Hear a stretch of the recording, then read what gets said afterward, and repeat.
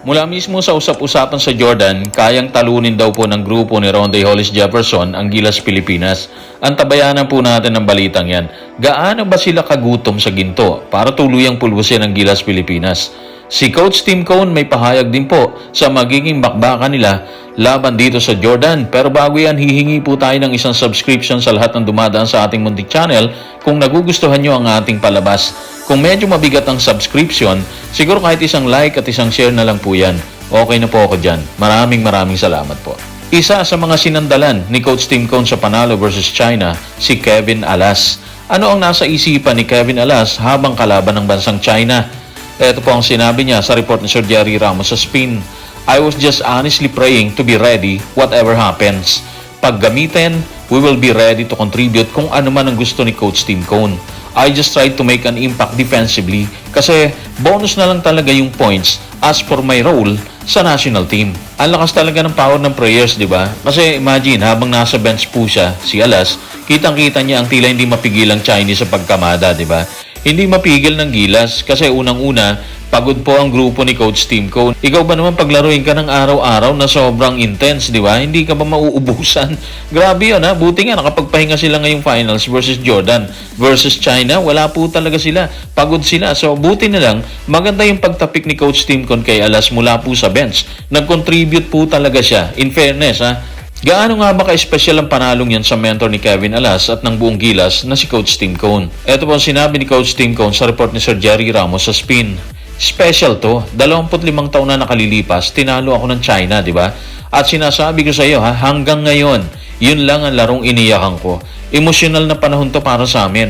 At siguro, para na rin sa lahat. Mula po yan mismo kay Coach Tim Cone na matindi po kasi naging preparation ni Coach Tim noong 1998. Kasama niya sa hana yung mga bigating player po noon na sina Abariento, sila Kaidik, sila Alvin Patrimonio, lahat ng mga superstars nung panahon na yun kasama po niya. Kaya matindi po yung expectation niya. Actually lahat, pati yung buong sambayan ng Pilipino, matindi talaga. Marami po ang umasa nung panahon na yun na makukuha po nila yung ginto. Pero yun nga, bigo po sila. Kaya ganun na lang po siguro ang naging impact ng panalo ngayon versus China. Parang mas matindi ngayon ang panalo kasi sa bahay po mismo ng China ginawa to, di ba? Doon sila nahubaran ng titulo kaya mas masakit ngayon para po sa China nangyari. Kung espesyal ang panalo kay Coach Tim Cone, paano naman ito tinanggap? Or ano ang naging pahayag ni Coach Sasha Dordovich, ang coach ng China? Ito po ang sinabi niya sa report ni Sir Jerry Ramos sa Spin. Naging handa naman kami sa bakbakan. Maganda yung nilaro namin sa first half. Handa kami sa lahat At sa second half, naramdaman na namin ang pressure. At yun, natalo na nga kami sa competition.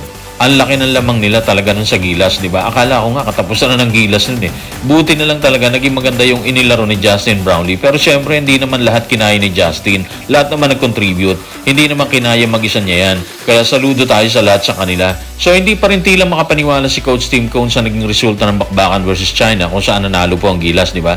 Ano nga ba nasabi niya matapos sa mga birada ni Justin Brownlee? Ito pong sinabi ni Coach Tim sa report ng Cebu Daily News, datinginquirer.net. Parang imposible ang huling shot na yun Nasa harap niya kasi ang kalaban. Kaya naisip ko na walang paraan na pumasok alinman sa dalawang tira na yun. Pero pumasok. Kaya sabi ko, wow, may laban tayo. Yung huling dalawang shot na yun, hindi yun malilimutan talaga. Laging maaalala ng lahat yun.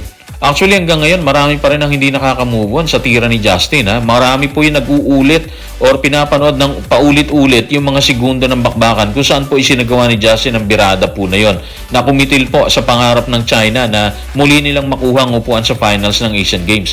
Ganong katindi naging impact ng ginawa ni Justin Brownlee at ng Gilas Pilipinas. Moving forward, naandito na nga po tayo sa finals dito sa Asian Games. Anong masasabi dito ni Coach Tim Cone?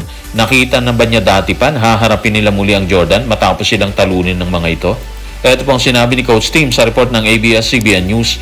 Sinabi namin yan simula pa lang Hindi ako sigurado kung naniniwala kami na makararating kami dito pero sa umpisa pa lang, sinabi na namin yun. Paulit-ulit din namin sinasabi na gusto naming bumalik at kalabanin ng Jordan. Kaya bumalik kami para kalabanin sila. Ngayon, tingnan natin kung ano magagawa natin. Parang kung titingnan mo yung nangyari, pinagbigyan yung kagustuhan ni Coach Tim Cone na muli nilang makabakbakan ng Jordan na tumalo po sa kanila sa elimination round ng Asian Games, di ba? Wala naman actually pinangako si Coach Tim Cone na tatalunin nila ang Jordan, pero isa nakita natin sa kanya, determinado po siyang gumawa muli ng kasaysayan matapos po nilang padapain ang nagbubunying China sa umpisa pa lang ng kanilang bakbakan noong October 4. Miyerkules po yun ngayon 2023. Hopefully, ma-execute nila ang anumang game plan na inihanda nila para sa grupo ni Ronday Hollis Jefferson at makuha natin talaga ang kampyonato o yung gintong medalya dito sa Asian Games sa basketball. Determinado ang Gilas, walang duda dyan. Pero ganun din po ang pakiramdam ng Jordan. Kailan nga ba huling nakala sa pang Jordan ang magandang pagtatapos sa Asian Games na tila motivation nila ngayon?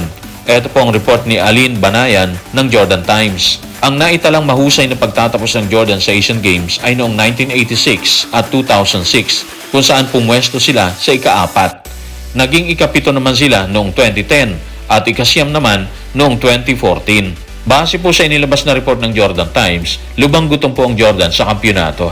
Ika-7 at ika-9 pa lang ang nararating nila. Kaya tsak, nasasagasaan nila ang sino mang magtatangkang harangin ang kanilang pangarap na makuha po ang ginto sa Asian Games sa kauna-unahang pagkakataon, di ba?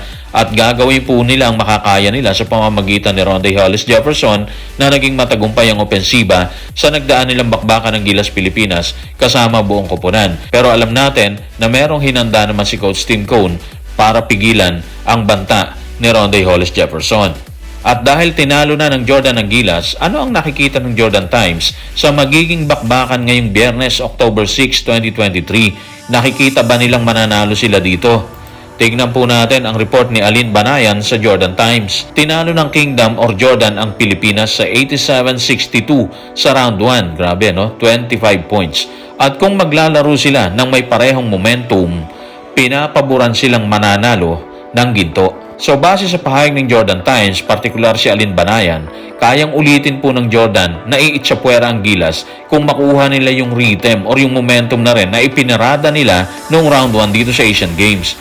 Well, sa ngayon, habang hindi pa naman naglalaban ng dalawang upunan, wala pang makasisiguro kung sino talaga makakakuha ng ginto. Tsak din naman kasi tayo na merong inihanda si Coach Tim Cone na bala para sa kanila kasi una pa lang, ginusto na niya talagang makalaban sa finals ang Jordan. So, i-expect natin na meron siyang special strategy na inihanda para dito sa Jordan. And hopefully, ma-execute nila ng maayos ang nasabing strategy kung ano man po yan. So guys, good luck. Maraming salamat.